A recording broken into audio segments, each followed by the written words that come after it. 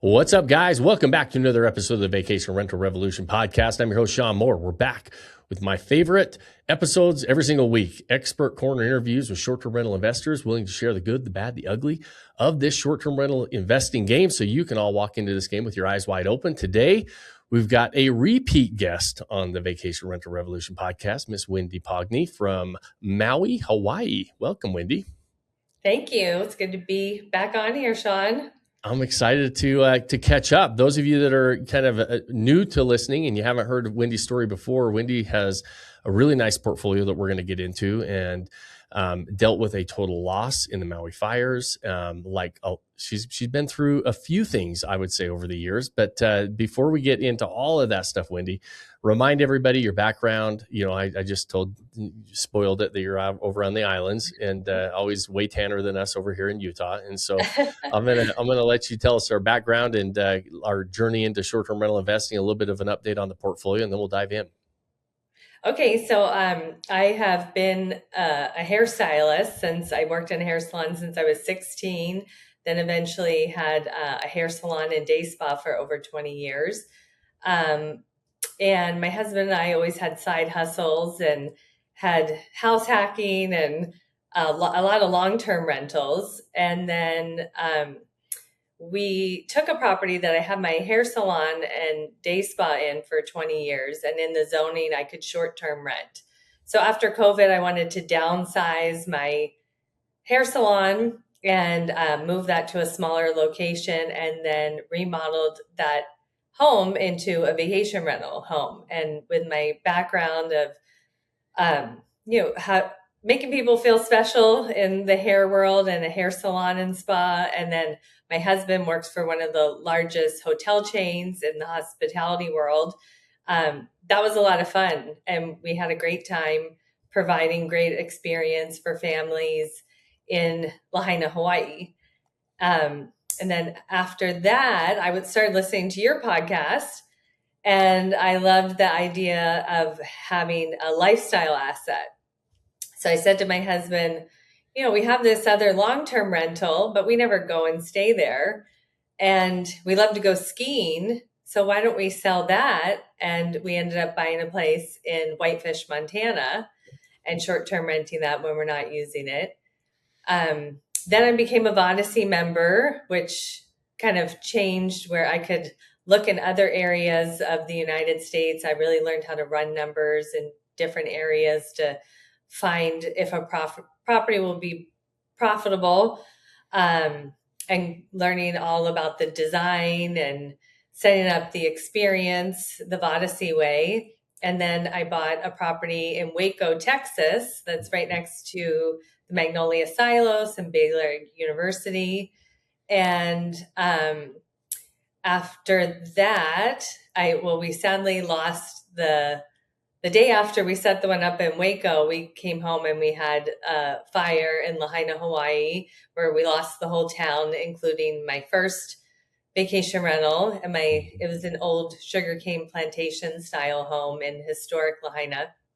And so then we knew that was going to be a long road. So then I decided, okay, well, maybe we should take some of our loss of income, which, by the way, I learned about having proper loss of income due to being a member of Vodyssey.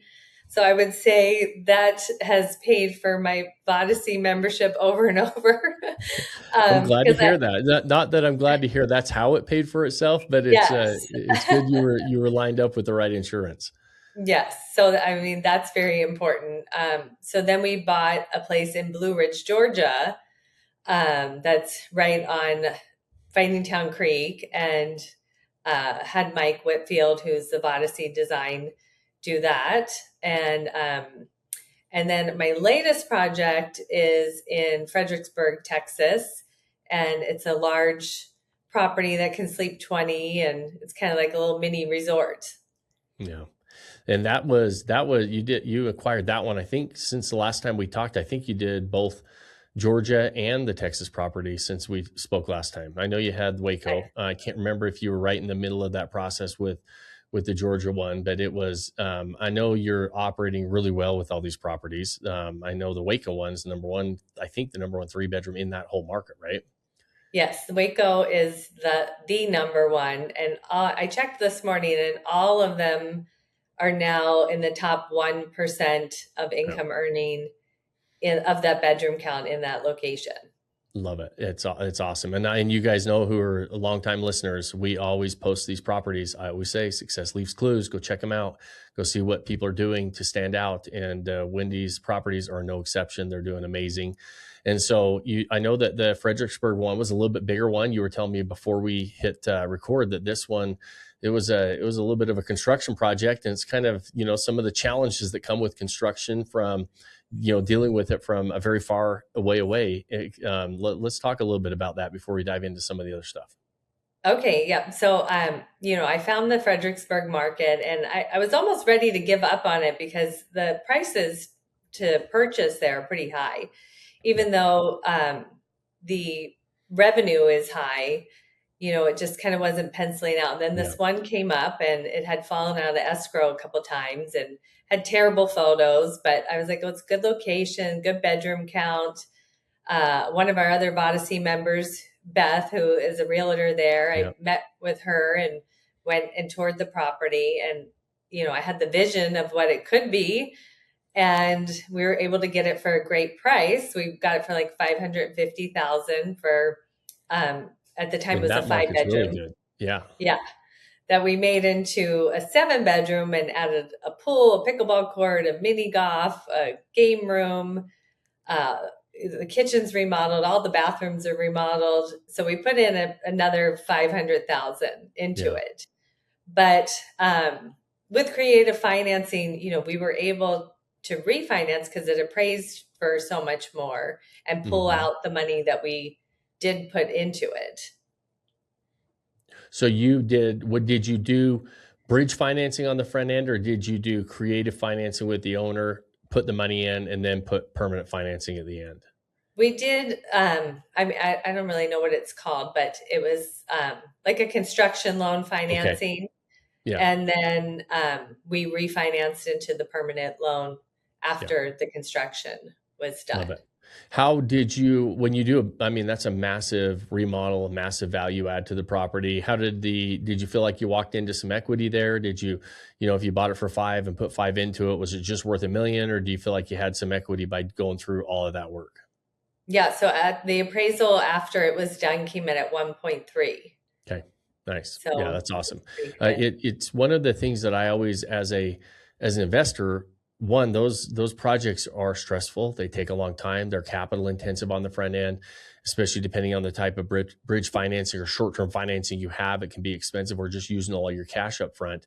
But then also, are you getting better than a 1-to-1 return on investment? And I always tell people, I used to fix and flip all the time, and I'm like, I'm always looking for at least, a 1.2 to 1.3 return on my investment. You did even better than that. You put 500 in and gained 300,000 in equity. That's a 1.6 multiple on your investment, which is awesome. And that's what we want if we're doing any sort of value add, because there's a lot that goes into it, right? It's not as easy as just buying a property that's pretty much set up and I just got to go. It's hard enough to furnish it and get the artwork and get it set up. But when you add in a construction project, it's even that much more difficult.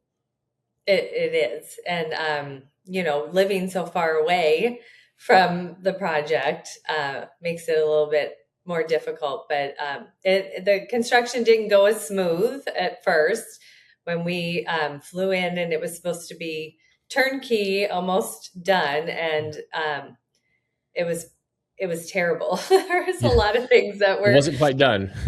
no.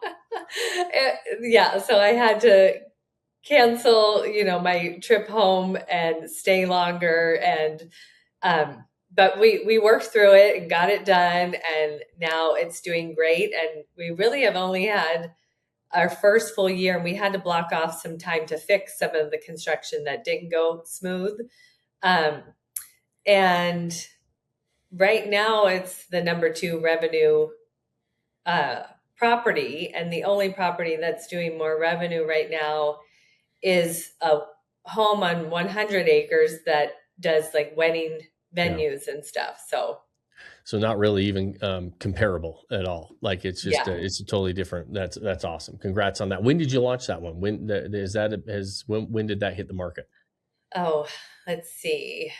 Um, I'm like in a whirlwind. It's probably because we October, November, like maybe December. So December this year was a full year, December Okay. 2026. I mean, Will December? sorry, Oh, December of 2025. was your full year? Was your first year Yeah, in but we business? had Yeah. some time blocked off in Yeah. there to repair the pickleball court. Yeah. Was kind of pooling and flooding and some fun stuff, but it's perfect now. You got it fixed. That's Yeah. what's important. And that it's a beautiful market. I love Fredericksburg. You're right. The values of the homes skyrocketed right after COVID, and it got really hard to pencil out. But it's a really fun area, and you've got a really fun portfolio, really built. I mean, where you guys live in Maui. You've got properties. You know, you got your ski property in Montana. You got a property all the way over in Georgia, kind of the North Georgia mountain areas. You got the wine country, hill country in Texas covered. You know, you've got the college town covered, you know, with the Magnolia ones in Waco. So how did you navigate how you were going to build that portfolio? Did it have anything to do with what you guys wanted to do as far as visiting? I know it started there with the ski property, but how'd you start navigating these other markets? Was it just, you know, what came available? I mean, it was a means to an end, or were they truly lifestyle assets that you guys are very interested in as well? I would say Whitefish, Montana is a lifestyle asset. Yeah. And, cash on cash, it probably doesn't bring as much, but we love it. Yeah. And appreciation there is really a great Yeah. market right now. Um, and mostly we are in this for an investment, Yeah. to make a profit, to find a good market. So I'm open to all different markets. Yeah. We love Blue Ridge, Georgia. Like I don't see ever selling that property. I know you shouldn't say that you never want to I sell know. it, but it's pretty special. Yeah. And so that one didn't start as necessarily a lifestyle asset, but it kind of turned into one where you guys are like, we're keeping this one. This is a lot of fun. Yes. Yeah. Yeah.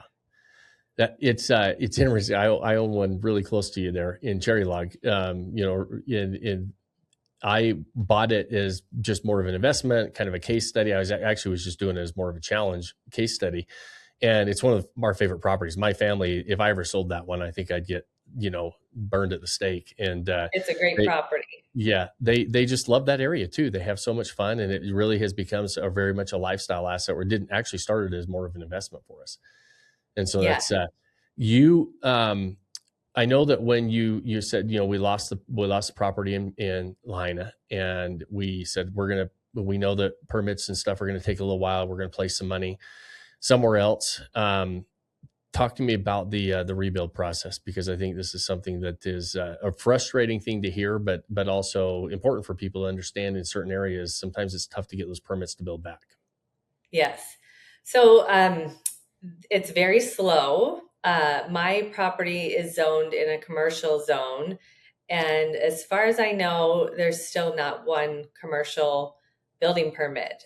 We've had a good amount of residents that have been able to get permits and build back, but it's still pretty slow. I'm working on getting my permit. I'm just kind of hitting a lot of walls. It's also in a historic zone, and they still want it built back to the historic, which is great. I want to build it back to the historic look. It just has more challenges. So Yeah. I think if we make it at the 5-year point, we're going to be lucky. That's crazy. Yeah. It's really kind of sad. I mean, you hear about the fires in LA, same sort of a situation. It's like nobody can get permits to rebuild. You hear about the fires just devastated Maui and really Lahaina, right? It really ripped through that entire city. And how is it affecting like what's going on there? Like I just told you, I'm a tourist coming into Hawaii. We always go to Ko'olina on Oahu.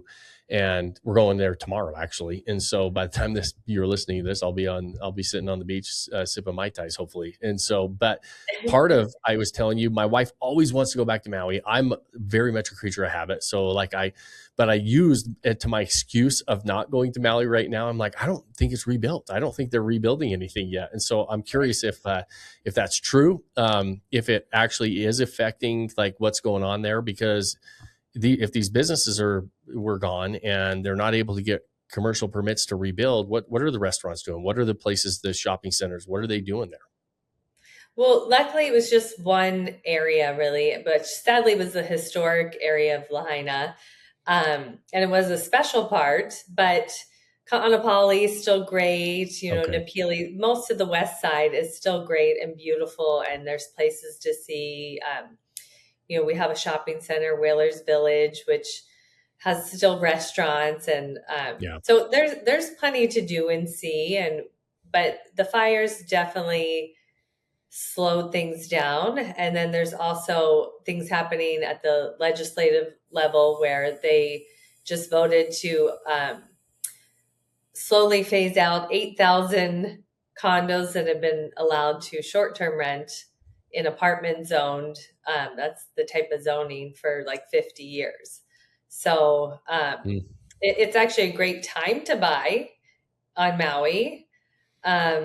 If you want a short-term rent, you would want to buy something that's hotel zoned, but Yeah. there's still good prices to buy those now because the condo market has taken such a dip.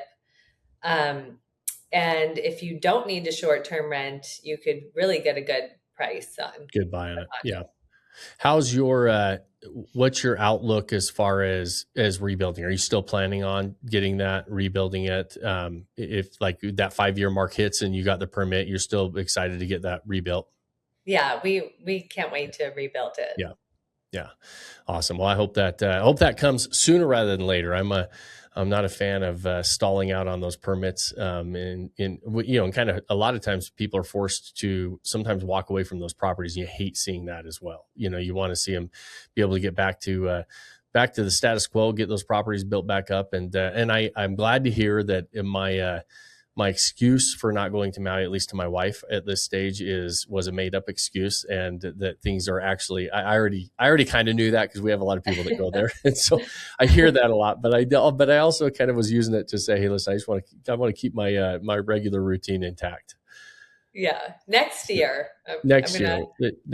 She just says, we just got to go more than once. Like we always go once a year to Hawaii. And so it's like, she's like, hey, or go longer. I was telling you, I do a week trip and she wants to do 10 days or 2 weeks because she knows that if I do that, I would kind of island hop a little bit.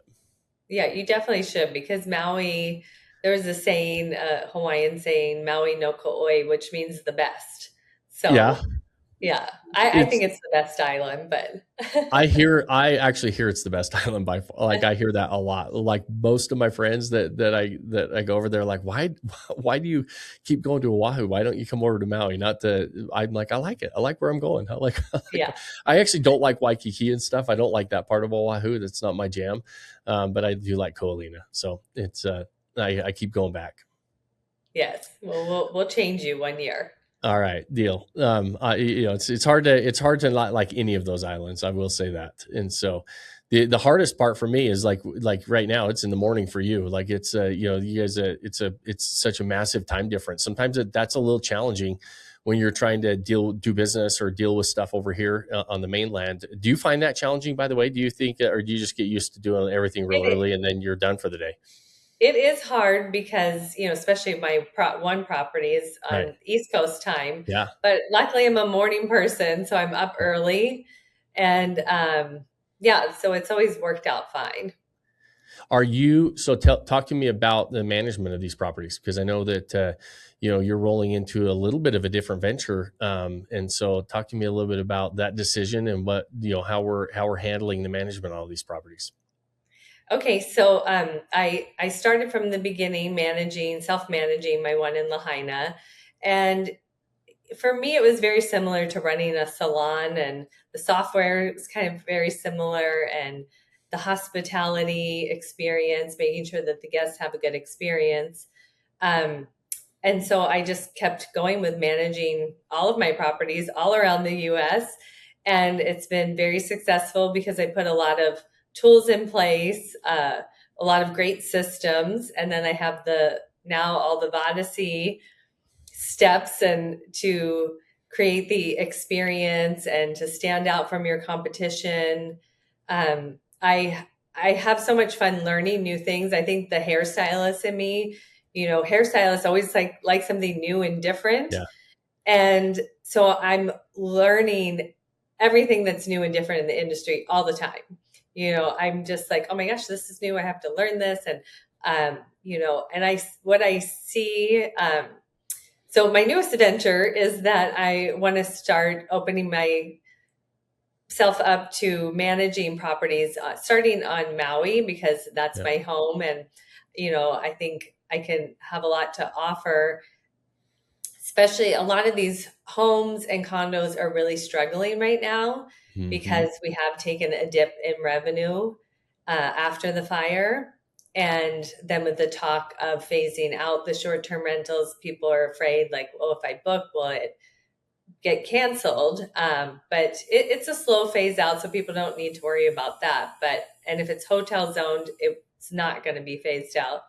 But I just see a lot that can be brought to the island of Maui for these vacation rentals to Yeah. make them stand out from their competition, to as you say, get their unfair share of business.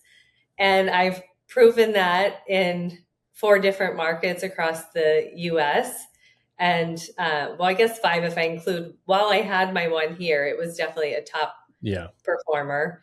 And I would love to bring on a select few properties to help guests to manage and decorate, design the experience for their properties. How do you have any yet under management there in Maui? No, I'm gonna. Just getting I started. figure my oldest is graduating from high school, and then we're gonna go on a big trip to Europe.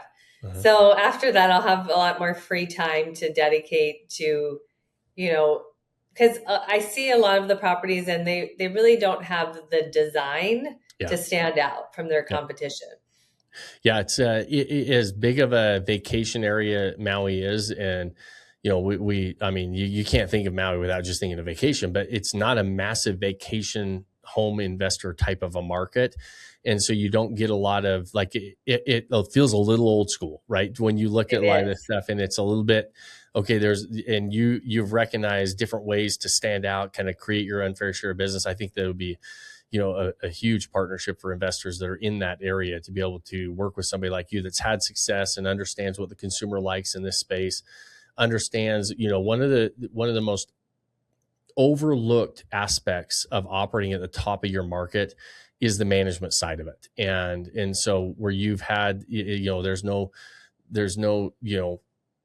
it's by no accident that your other 4 properties are operating at the top of their market, because it's how you deliver that experience. We're in the experience business. You do, and I always tell people, you can't have a top property without a top manager. You just can't do it. I don't care what you invest in. I don't care how great your design is. I don't care how great your property is. If you don't have a good manager that's delivering that experience and communicating and doing a great job there, you can't have a top property. You might raise to the top right out of the gate, but instantly your reviews are going to hit and people are going to start to talk. And on the flip side, you can have mediocre properties that are operating, they're basically outperforming their capabilities because they have such a great property manager. And so I always, like, when we're searching for property managers, I'm looking for people just like you. I'm looking for those boutique managers.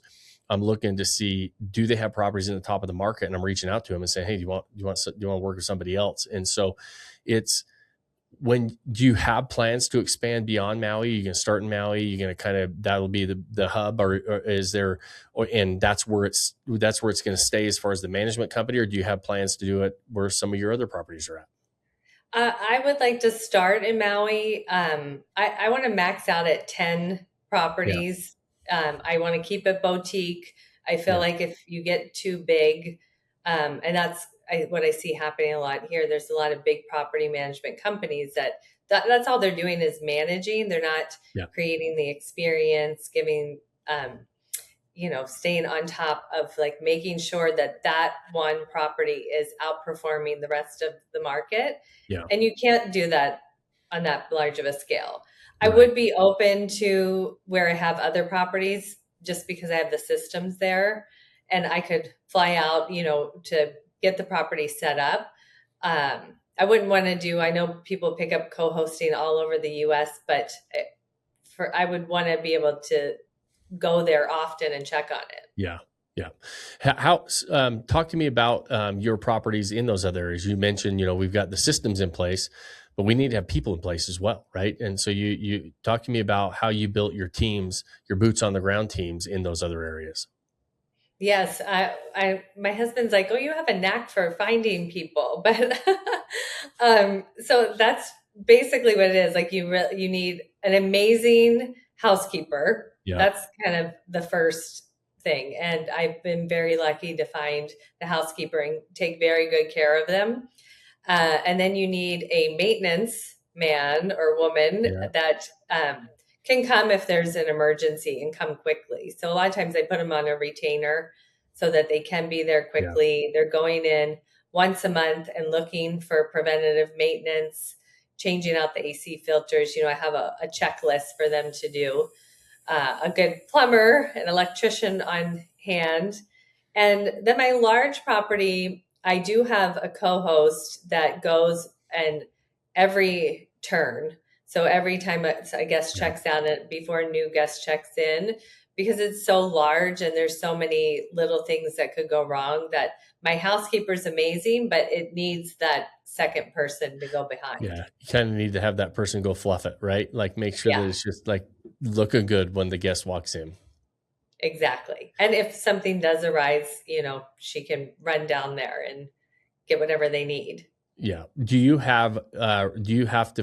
feel like you have to have redundancy built in with cleaners? Like you have multiple cleaners in an area, backups like that are coming in, or do you just have do you have one really good one that you just know you can trust? I have one really good one. Yeah. In Montana, I have a really good backup one as well, but it I most of my properties have the same cleaner, and they're not a big cleaning company. They're, one person, or they maybe work with they have one employee.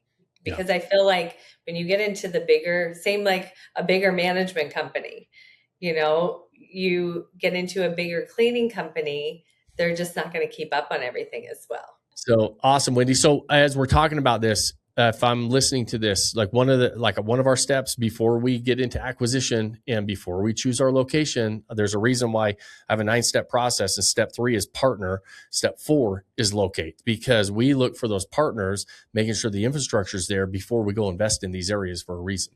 And so if I've got somebody listening that is thinking about Maui for their management and they're looking for some good, a good partner there, how do they find you? And we'll post this in the show notes, but tell us the name of the company and how they find all that. Okay, so the company and the website is Sea to Sky Escapes, like SEATO skyescapes.com. Perfect. And then we have an Instagram that is stay sea to skyescapes.com.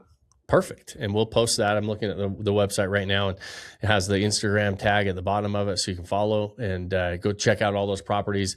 Again, we always post that stuff anyways. But so what's on the agenda as we wrap up? Is like what does the future look like besides? And maybe that's the focus now is probably building the management company. Is that going to be the next focus, or we have more Yes. acquisitions on the horizon? Well, I'm hopefully would love to build back the Lahaina property. There is another property in Fredericksburg that I'm looking at that is kind of tempting.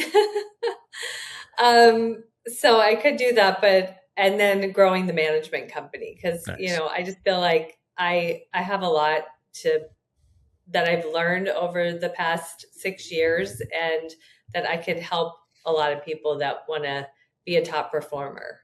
Yeah, I would agree, and I would absolutely give my recommendation to reach out if there's again, when there's a lot to share, right? There's a lot of things that you can help people succeed with. And so, if I'm a betting man, I'm not betting on one of those three things. Knowing you're probably going to pull off all three of them. And so the future is always going to be busy for you, I'm sure, but it's always fun to catch up as we wrap up. Wendy, what, that I always put you on the spot and ask you for advice for your younger self, things we learned, anything you want to share that comes to mind as a piece of advice for people listening in. Well, I would say invest in real estate. I feel like I did start pretty young, but maybe not young enough, whether it's long-term, short-term, commercial. But I do have a special place in my heart for the short term. And if you're thinking about Vodyssey, the tools that I've learned, because I did it myself first, and I've grown and learned so much by being a member of Vodyssey. Well, I appreciate that. Yeah, it's always there's no reason to reinvent the wheel. I always say that.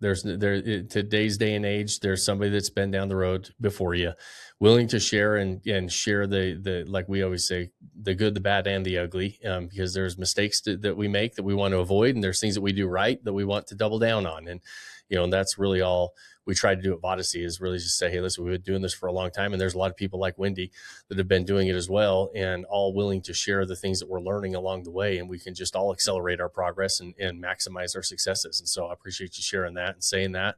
And joining me for round 3, I expect to have a fully operational management company. I expect Lahaina to be back built up, and we're going to maybe have another Fredericksburg property or yes, somewhere I else. love that. There we go. There's the to-do list for you. Yeah, so, I love it.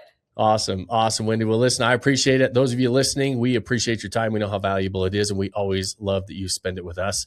We hope you get value out of these shows, as much fun as I have on these conversations. I know you do, because you give the feedback in the comments and on the reviews. And I always ask you that favor, that we don't run ads or sponsorships. You didn't have to listen to a whole bunch of interruptions on commercials. And so the only way the show grows is if you guys share it, and you want to know somebody else that would like to walk into the short-term rental game with their eyes wide open, share the show. Those things help us. If you have more than 30 seconds, like it or review it on whatever platform you're watching or listening on, because then those really smart algorithms will put it in front of other people just like you. And the final, most important thing I ask you at the end of every episode is pick that one thing you can do today, start building that life you don't want to take a vacation from. Cheers, my friends. Thanks for joining us on this episode of the Vacation Rental Revolution podcast. Share this with other people you think need to hear about it. And don't forget to subscribe and leave us a review. Hey Grace, is there a website? Yes! For more amazing content and expert advice, visit Vodyssey.com. Thanks for listening, and we'll see you on the next episode.